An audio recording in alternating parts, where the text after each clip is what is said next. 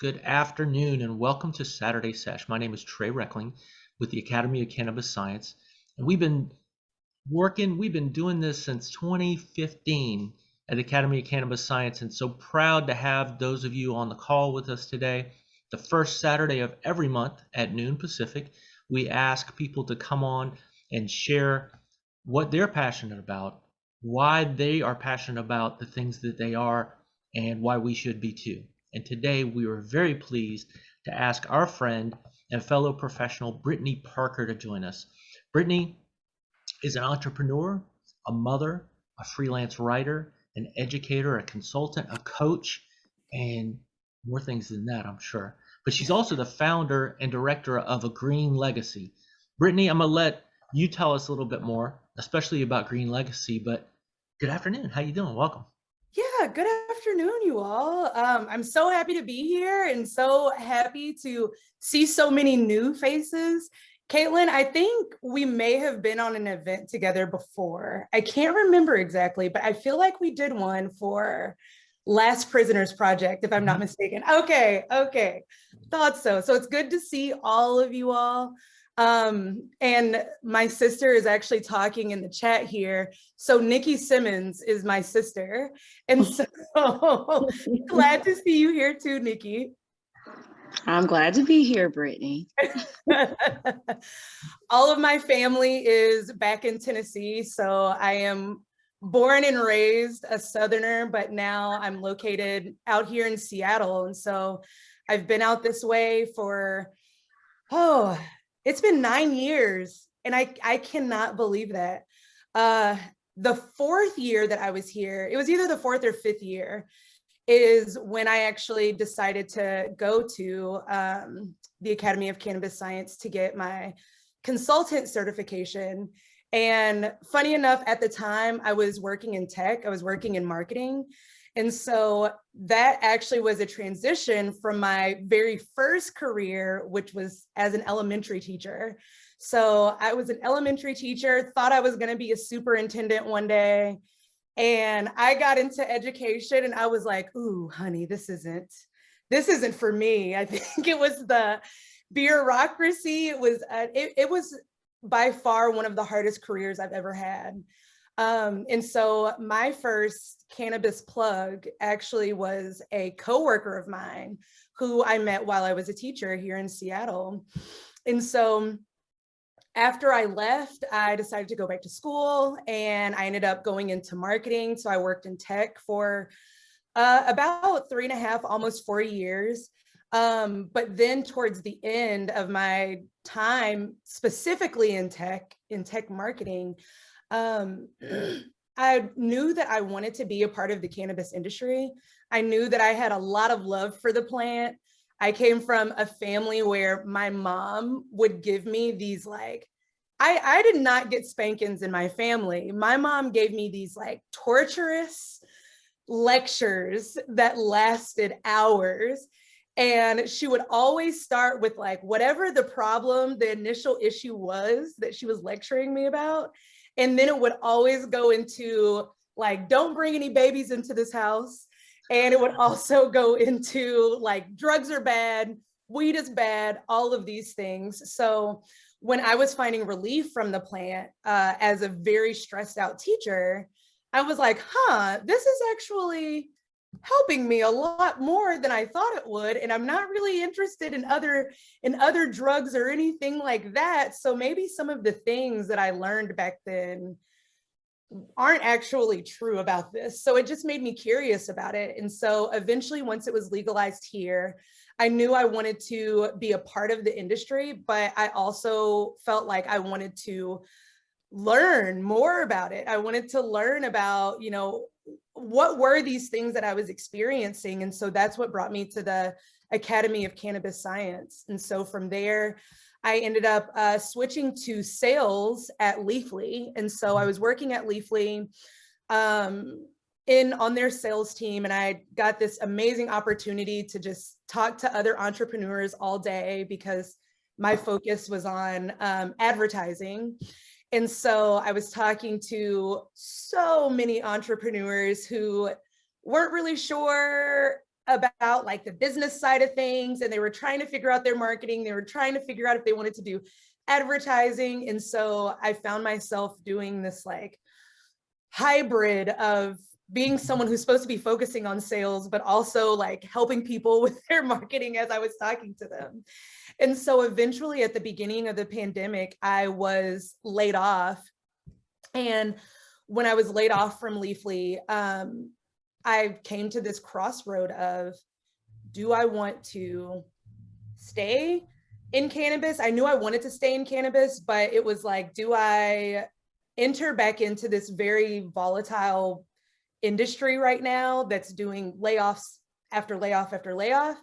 Or do I go back to tech, which is a little bit more stable, but it also felt very like soul crushing.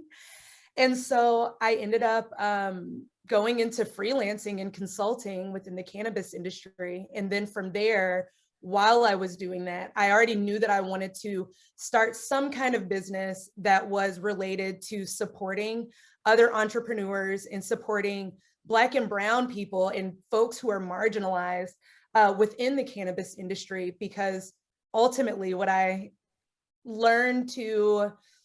already knew about the cannabis industry is that there were not very many people who looked like me in it. Mm-hmm. And so I knew that that was an issue. But then working at Leafly, where I was talking to entrepreneurs day in and day out, it was disheartening how few people I talked to who were BIPOC or who were women. I did not talk to a lot of women, and I was one of the only women on the sales team. And so a lot of calls and leads that came from women ended up coming to me, and there was not many. And so I think I knew that it was an issue, but I didn't realize how big that issue was. And so that's what started my pivot into creating a green legacy. And so we've been around for a year now,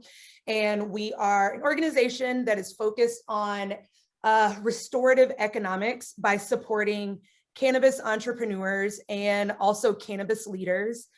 We do that through programming. We do that through community. We also do that through education. And so a very big part of a green legacy is centered on rectifying the harms of the war on drugs. And then again, also supporting those who are historically underestimated and underrepresented in the industry. So specifically folks who are BIPOC, women and folks who identify as women or femme are all a big part of a green legacy. And with that, we are trying to pave our way in the industry as holistically as possible, and with a supportive ecosystem that will enable folks to not only get into the industry, but stay in the industry, that will not only, our outcomes will not only address, entrepreneurs, but also leaders within the cannabis industry through employment, which is something that we are also missing. And we're trying to create a more equitable cannabis industry. And thank you for doing that. The need is tremendous, and there's so much to unpack in what you said, right? Because, like Last Prisoner Project will remind us, everybody could do everything in their power to make up for the harms that have been done, and it still wouldn't be enough. Families have been crushed, lives have been ruined, people have been separated from their parents, from their children, from their jobs, from their communities, and shamed and locked up. And it's a tremendous amount of work that needs to be done. So thanks for doing what you're doing, because we hope that you're supporting companies that have values that are similar, because Absolutely. Companies should represent the spirit of the plant, and cannabis users, the cannabis community, is the most diverse community you can belong to. It should be the community of users anyway, right? Maybe not the community of owners, but we need to address that because the spirit is very inclusive. And so we hope the companies you all support and where you shop and the brands that you shop share those values, because we can certainly have effect as consumers. Absolutely, absolutely. And the more education I think that we can do for ourselves around the industry, and the more politically active we can also get in the shaping of it, oh man, we can get far by doing those things. And so For I sure. hope And we're also able to do that too. I'm sorry. Oh, no, go ahead. No, and one act of activism is just the act of coming out, right? Just the act of saying, look, I'm a cannabis user. This is normal, just like your shirt that I love. Stoner is not slacker. The normalization process to say, look, yes, I'm a mom. Yes, I'm a professional. Or yes, I'm a pastor. And yes, I'm a cannabis user is huge. And that's really tough depending on the situation you find yourself in. Could you talk to us a little bit? Because I see your sister's comment in the chat. She had to move to the garage because your mom heard that comment. So tell us a little bit, when did you come out professionally to your family or your family members about your professional cannabis involvement is what I mean. Yeah. So when I started working at Leafly, I was really excited about pivoting into the cannabis industry. And so that's when I started talking to my parents, especially about me working in the cannabis industry. I think some of them knew that I had interest in cannabis, but I don't think that they realized how deep it was. And so I remember some of the big things that my mom especially asked me. So my dad is a lot easier to, I think, come around to different things. He's like, oh, okay, well, it's just like any other job. Like, it's just like any other thing. And so he'll send me articles about the cannabis industry or about entrepreneurship and that sort of thing. But he still makes off-color jokes here and there. So there's still there's still something there for him too. But my mom has always been a preacher, I would say, around the dangers of drug use. And so growing up, I got a lot of lectures about, like, don't use drugs, don't use cannabis. Cannabis is a gateway drug and that sort of thing. So me beginning to work at Leafly, my mom had a whole lot of questions. And one was like, is the company legal? Is there a possibility that you could get arrested? Is it safe? If that's what you're gonna do, then please, Brittany, please don't use any drugs while you're there. There were all of those sorts of warnings and concerns that I got from her, especially. And even now, when I start talking about cannabis or even my cannabis use too much, my mom will give me some of the same lectures. For her, she's worked in mental health for, oh my gosh, it's been over 20 years at this point. And she's always worked with acute patients who have come into the state hospital through a means of, maybe they lived on the street, maybe they had some other kind of mental health issue that they were needing to address. And so they, have to be there for a specific amount of time. Some of them are also folks who were in trouble for some sort of legal offense. And so they had to go to the mental health hospital. And so her background has always been in psychology. She's been able to see so many different patients in her career. And so I think me moving into the industry, I guess it felt like for her, I think, a natural connection between like what she had seen in her mental health hospital and what she perceived cannabis to be. And so it's definitely been a journey trying to educate her about the cannabis plant. It's also been a matter of the fact that like there are just some things that she still believes. There are just some things that, you know, she might not ever come around to. But I will say that one day my mom asked me if I had any CBD recommendations for topicals to use on my aunt's shoulder who had hurt her shoulder. So that felt like progress, but it's still a battle. And anytime she sees me in pictures where I'm smoking or where I have a joint in hand or blunt in hand, she's like, "Oh, Brittany, I just do not want to see that." And she always calls me to ask me about it and to give me a little mini lecture about it.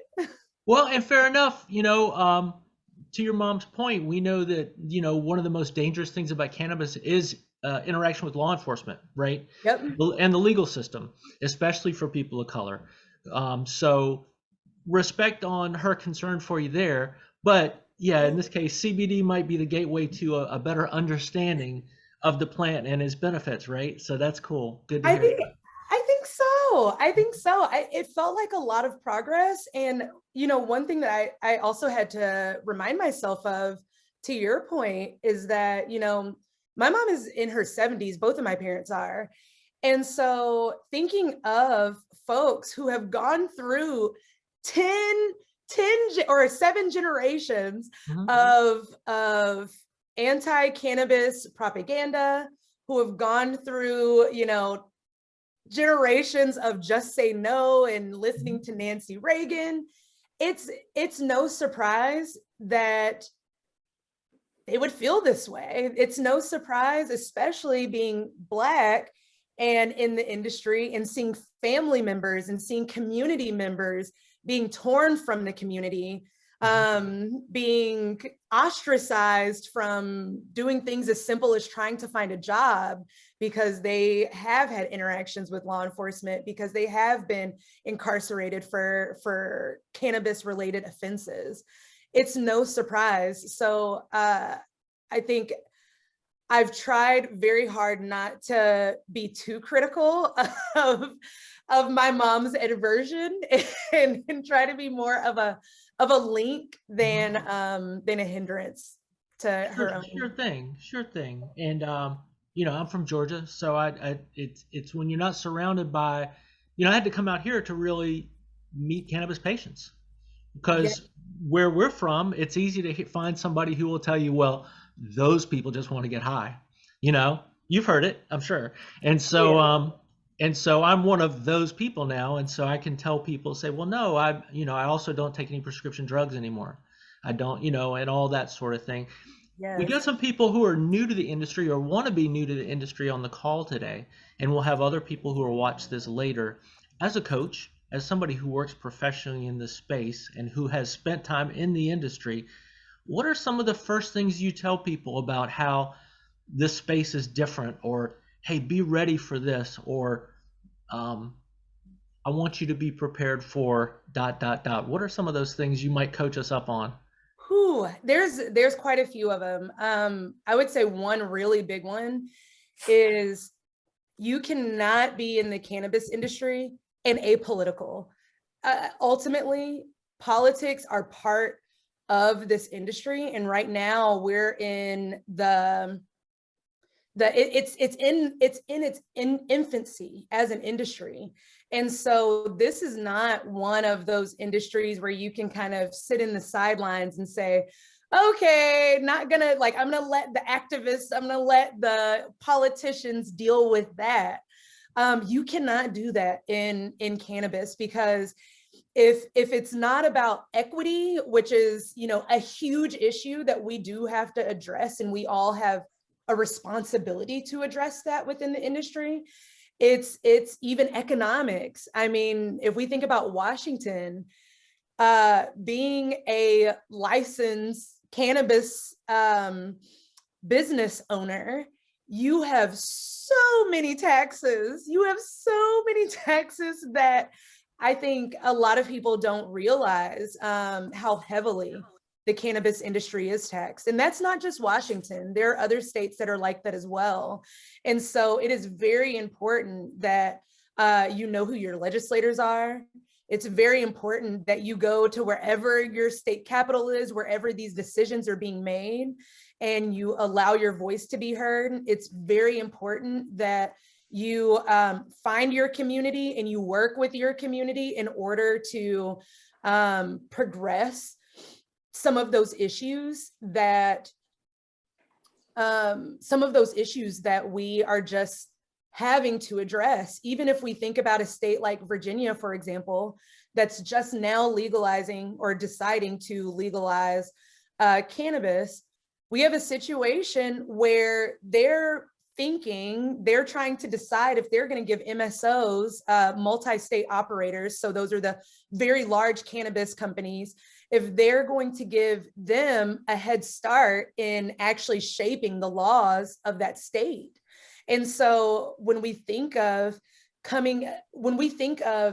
who made the cannabis industry legal in the first place, it is the stoners. It is the people who have been doing this activism for long periods of time. It's the people who have been harmed by the prohibition of this medicine, this thing that is medicine first before it's recreational.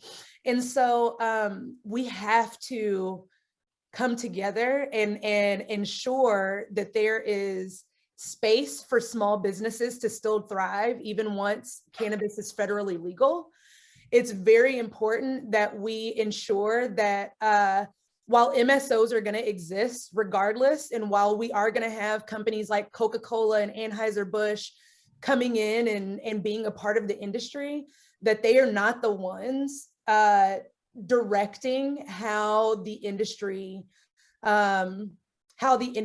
is commodified and how the industry progresses forward. Because if that's the case, then we end up with, what we have with any other industry, which is a lot of inequity, a lot of small businesses that just don't have a place, because if they're not acquired, then they're pushed out. And we also end up in our industry with a lot of patients who do not have access to quality cannabis. They don't have access to cannabis that even comes from their area or their region. We end up with a lot of issues. So you cannot be apolitical within this industry. And I think that's one of the big things I focus on. That's huge. And thanks for saying, and thanks for reminding us, patients first. This much of the movement grew out of AIDS patients in the 80s and compassion clubs, whether it be in California or other places where people were taking great risks to look out for people who were just trying to survive. Yes. And so too often the conversations about equity, the conversations about patience, the conversations about right to grow at home all come after the fact. Yes. People are like, well, we'll get to that. Let's legalize first. And we saw the same in our state, in Washington. And so thanks for bringing that up, because we can't forget who brought us here. We can't also forget that this is the first time we've had in generations a new industry where everybody should be able to start on the same line, right? Yeah. Everybody should have a fair shake, and generational wealth is being built, while people are still sitting in jail. And that's the other thing is that can't be an afterthought. We got to release prisoners before we allow the registers to be dinging, right? Yes. And I feel like it's such an unpopular opinion to say, like, we're not ready for federal legalization, but I really don't think that we are. Mm-hmm. And that is unfortunate. I think that we do have exactly like you said, Trey, like there are things that have to come first. There are things that have to come first in planning, and we are not there. I think that we have a lot of large organizations who are looking at the dollars and the cents, but they're not looking at patients. They're not looking at those who continue to be incarcerated. They're not looking at equity, how to make it a level playing field, especially when it comes to communities that have been both socially and economically negatively impacted by the prohibition. So I have a lot of hope for New York and how they're trying to move into the industry, but we'll see if we ever have a state or if we ever have a legislator who gets it right. We'll see. Yeah, because people are being used in these equity programs sometimes too, right? And they're being put Absolutely. on applications and taken care of temporarily and then still left behind. Yes. I like the Native American model where the community gets the license. The community, maybe that's not the best example, but instead of a few rich guys getting the Yep. license, find a way to give the community the license, because the community is the group that's been impacted by the prohibition laws, right? Yes. But we'll see, right?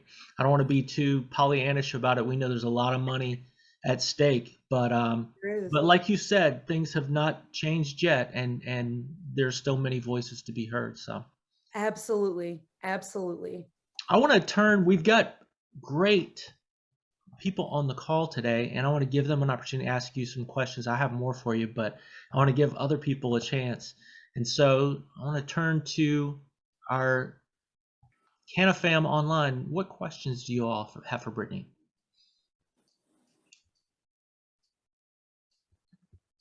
Because if they're going to be shy, I'm going to hit you up somewhere. Well, I'm Lana, and I am sorry I was late. I'm still in the process of moving, but I'm from a tribe, and we have a cannabis dispensary that the people that we have hired in it are mainly recreational. That's where they have their history, and that flourishes. But my main goal from the very beginning has been teaching them and the community about medical cannabis. And so I just wanted to put that out there, because I think that we're so far behind in our research on the medical side of it, and there's so many benefits that are out there that we haven't even discovered yet. And that's been my main push. And of course, Trey knows that that I'm very, very strong about that. But it is, we are making progress in that we have a pharmacist that meets people that come into our cannabis store, and it's in a consult room, and they make appointments, and that's been a huge success. It's a success for the patients and for us, and a lot of it, mainly, it's all about the education, and that's where we are, is really educating our community. So that I always say, the recreational isn't automatic. I mean, they've been doing that behind the scenes for years and years and years. But we really need to get the message out there of the medical benefit of it. Whew. I agree with you, Lana. I mean, I think when this is another byproduct of cannabis prohibition, is that it made it so much harder for researchers to actually do research on it. And so I agree with you. And I think I hate the term recreational, because I feel like people who use cannabis, most people have a specific reason that they want to use it. Very few people are actually recreational users. And so, so often I think people look at cannabis as, oh, you're over there smoking weed or whatever, but there's so many different ways that people consume cannabis and that cannabis can be consumed. There's so many benefits, like you said, Lana, that some we haven't even discovered, but the ones that we have discovered, they exist and they're there, but it's so hard to find even medical professionals that are well-versed within this area. And so I hope that I think there's no doubt that there will be more progress towards that. Like it's inevitable. But I am so hopeful that tribes like yours and folks who are able to implement these medical practices can lay the foundation for other organizations and other folks who maybe aren't thinking about doing that, but they should. But then also for those who are thinking about doing it, they just don't know how to do it. And shout out to Cedar Greens, who, like you said, I don't know of another dispensary outlet that has a pharmacist on board. Very few provide private consult space. And then I know you're also expanding and building education space for programming, which is huge. Who's doing that? Yeah. That's very few and far between. So thanks for doing what you are doing. And if you all are in SQUIM, support that with your dollars.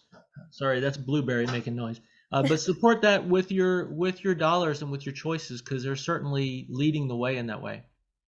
Absolutely. Yeah, I'd like to answer. Chuck asked if the tribes retain the tax dollars.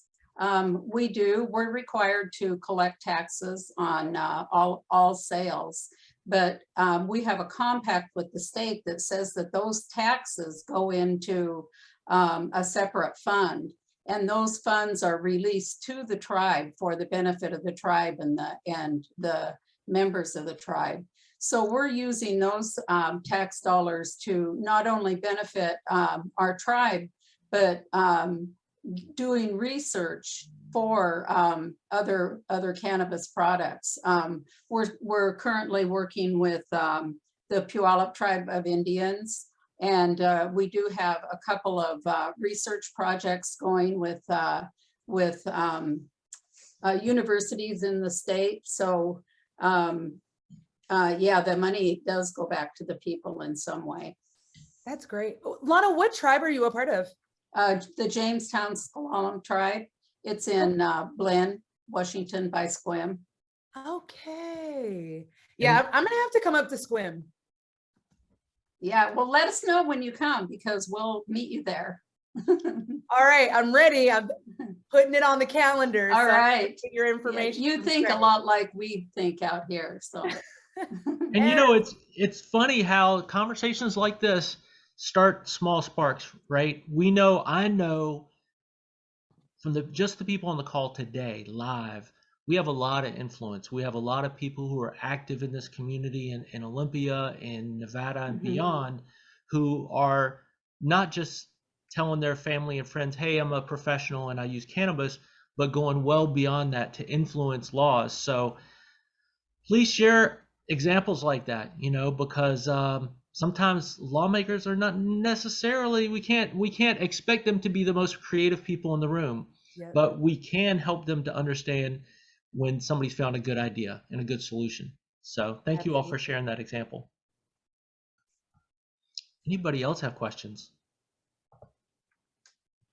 If I can ask, and yes, Brittany, it was delightful to be on the panel with you, and that's why I'm here today, because I was hoping we could connect again. Yeah, and so you were so right about getting involved in politically in the legislature, and so I was kind of curious from you, if somebody tomorrow said, all right, you get to make a law, what area would you see as a space that you would like to see tackled soon or immediately? Ooh, so one that's actually happening, and Trey, I think you mentioned this in your intro, is around home grow.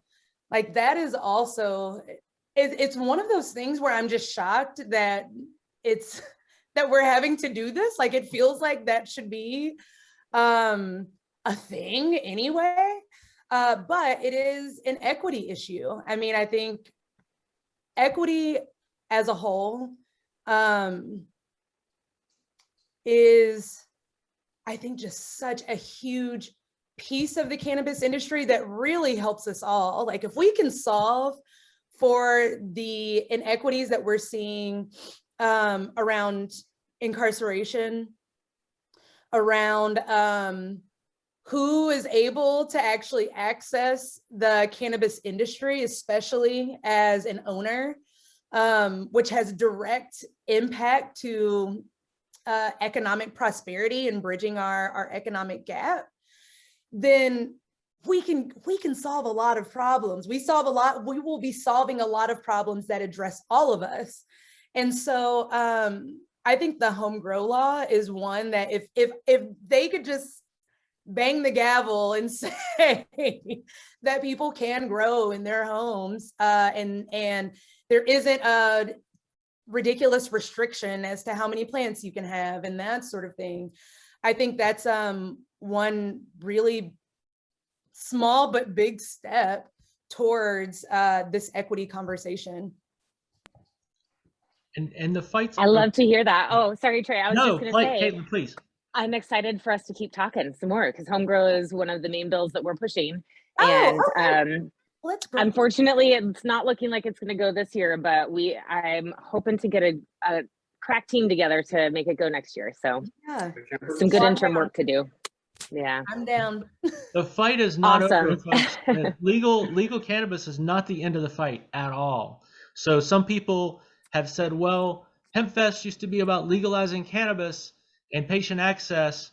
The fight is over, and it's far from over. So please don't get that in your mind. Anybody who says that, please take a moment to help them understand, because we've got these weird laws. Not only are non-patients not allowed to grow in Washington, but like in Nevada, you have to live 45 miles away from a retail dispensary in order to exercise your right to grow. Wow. And Wow. so, but we can grow poisonous plants. We're allowed to grow nightshade and things that will kill you, or oleander and things that will kill you, that people used to use as poison to do that, but we can't grow something that will benefit us.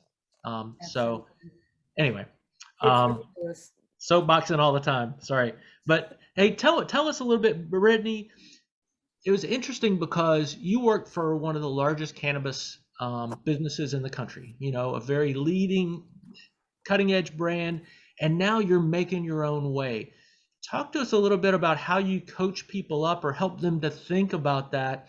Like, I'm sure you get people come to you and say, hey, I don't know where I fit. Yeah. How did you do this? How did you say, well, I don't know where exactly I fit? And you say, well, I'm going to make a way. Yeah, that is a great question. So one of the things that I do love most is teaching, and I love coaching. And so I think going from Leafly, being at Leafly, and then being laid off from Leafly, it was one of those experiences where I'd never been laid off, I'd never been fired, I'd never had any of those kind of experiences before. So it happening at Leafly, I had a moment where I was like, oh my God, is this like because I'm not good enough? Is this like there were all of these thoughts like, oh, maybe I'm not as informed or as whatever as I thought I was. And I remember going through that place. I remember going through that place of like, oh my gosh, how am I going to re-enter into anything while I feel so broken after this thing happened? And one thing that I realized is that I think so often, especially folks who are marginalized, there comes this time where it's like, okay, I'm waiting for a seat at the table. Like I want to be invited to the room where it happens. If you've watched Hamilton, but it felt like that. Like I am waiting for these things to happen, and I hope that the pieces come together, or that someone notices me and they're like, I'm going to take a chance on this person. But then what I realized over time, and through a lot of therapy that I just cannot recommend more, is that none of us have to beg for a seat at a table, especially when we have the capacity to build our own. Trey, just like you said, we all have something. We all have skills. We all have things that we know that we think that other people know too, but that they really don't. And so for myself, what was really helpful for me is that I actually had a client that I was working with at Leafly who was like, hey, Brittany, once I was laid off, they messaged me on LinkedIn and they said, hey, Brittany, you were really helping us with our marketing. Would you be interested in consulting? And it took me 2 weeks to even respond to the message because I was like, oh my God, I can't do that. I can't like do marketing consulting on my own. Like I need to be attached to another company in order to do that. And I was just scared. And that's all it was. I had been marketing consulting for other organizations for forever. And so when it came to that company or that it was a very small CBD company reaching out to me and being like, hey, would you consider doing this? And then me talking to my husband, me talking to my friends and being like, I don't think I can do this. And they were like, no, you can do that. Like, go ahead, girl, do it. Just try it. Like, what is the harm in doing that? You might find that you like it, or it might be a new challenge for you. That push is what forced me to do it. And I think the big thing that I realized is that I